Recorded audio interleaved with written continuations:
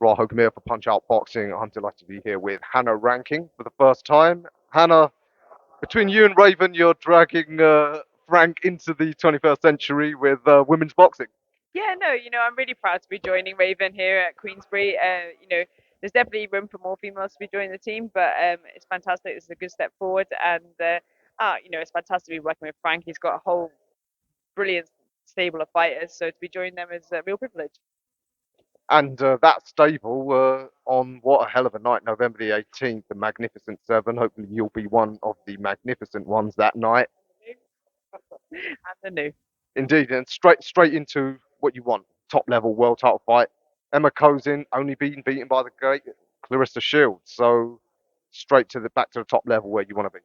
Absolutely, and this is for WBC world title. It's a title I've been kind of lusting after ever since I won the silver back in 2018. I always promised myself I was gonna get there and win the world title, world version. So yeah, for me this is a big one.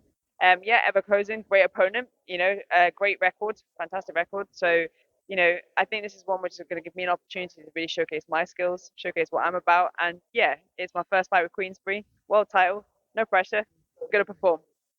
But when you sign with such a big promotional outfit, yeah, it means you have to go straight into the top level. But you've got now the advantage of being on home soil, that sort of thing, win the purse bids, and then be in a position for the even bigger fight. Absolutely, it's great to have the backing of such a big promoter, and to be on such a big platform. TNT Sports is going to be showing the fight. I've got a huge contingent of people coming down from Scotland, from London, to come and support me in Manchester. Manchester Arena is epic.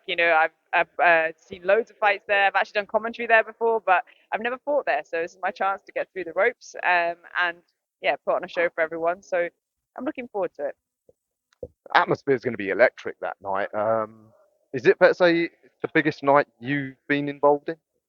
I've been involved in quite a few big nights. I'd probably say when I fought Clarissa over in America, that was a big night of boxing over there. So we were fighting for the unified middleweight championship of the world. So that was quite a big night for me. But this is probably a big one with British fighters. Like a lot of fighters that I really admire and people that I've been watching and I'm a fan of. So the Nick Ball Isaac Dogboy fight. That is, yeah, well, what a fight. Can't complain about that. I'm a big fan of Denzel as well. So it's a really good card to be part of, and a big one here at home on British soil. And I know you're not going to be looking ahead, but the way the super welterweight division for the ladies is sort of up in the air at the moment. I mean, it's a perfect time for you to be back into the world title scene, win this, and I mean, you could practically have a league between yourself, Sandy, Cecilia, all the big names.